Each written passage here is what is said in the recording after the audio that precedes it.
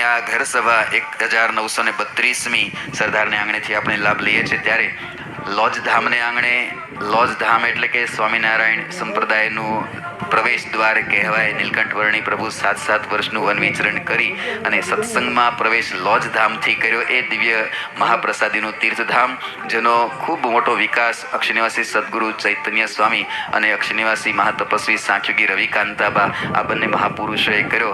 એ બંને મહાપુરુષોની પુણ્ય સ્મૃતિમાં અને જે લોજની વાવ ઉપર સૌ પ્રથમવાર નીલકંઠ વર્ણી પ્રભુ બિરાજમાન થયા હતા એ લોજની વાવ રવિકાંતાબાએ જીર્ણોદ્ધાર કરાયો. એને 25 વર્ષ પૂર્ણ થાય છે. એનો રજત જયંતિ મહોત્સવ ભવ્યતાથી ભવ્ય રીતે લોજ ધામને આંગણે ઉજવવાનો છે તારીખ 15 થી 21 ડિસેમ્બરના રોજ.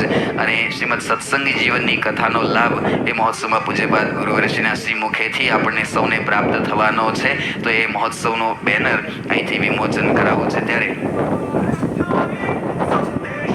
અહીંયા પૂજ્યપાદ ગુરુવર્ષના સાનિધ્યમાં એ બેનર અનાવરણ થશે. પૂજ્ય લોજથી પૂજ્ય કોઠારી સ્વામી મુક્ત સ્વરૂપ સ્વામી અને સાંખ્યોગી ભાનુબેન એમના સંત મંડળ અને શિષ્ય મંડળ દ્વારા આયોજન થશે. તો એમના વતી પૂજ્ય નૌતમ સ્વામી લોજથી પધાર્યા છે, એઓ પણ પધારશે. અને પૂજ્ય ગુરુશ્રીની સાથે વડીલ સંતો પૂજ્ય કોઠારી સ્વામી, આનંદ સ્વામી, બ્રહ્મ સ્વામી, પૂજ્ય બાલમુકુંદ સ્વામી આ સંતો પણ જોડાશે. અને આપણે જય જયકાર નાદની સાથે સંતો પુષ્પવૃષ્ટિ કરે ત્યારે આ મહોત્સવના બેનરને વધાવીએ. બોલો સ્વામિનારાયણ ભગવાનની